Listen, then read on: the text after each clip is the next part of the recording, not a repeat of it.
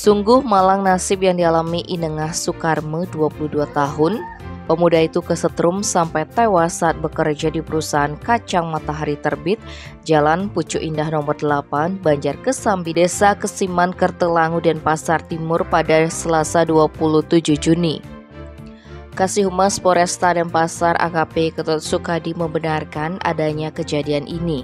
Ia menyebut insiden itu pertama kali diketahui tukang goreng kacang Nyoman Suryani saat wanita ini sedang bersih-bersih karena aktivitas kerja sudah berakhir.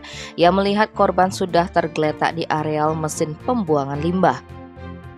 Wanita asal Batu Bulan Gianyar ini pun bergegas menolong Sukarme, namun saat memegang badan pemuda tukang kupas kacang itu, saksi merasakan ada aliran listrik, sehingga ia berteriak meminta tolong ke rekan kerjanya yang lain untuk mematikan aliran listrik. Berikutnya, korban dibawa ke rumah sakit Dharmayatnya. Petugas jaga beserta dokter selanjutnya melakukan pijat jantung dan memberi bantuan oksigen selama 10 menit. Namun sesuai rekam jantung, Sukarma menunjukkan tidak ada respon, sehingga dinyatakan meninggal dunia. Tim Bali Express melaporkan.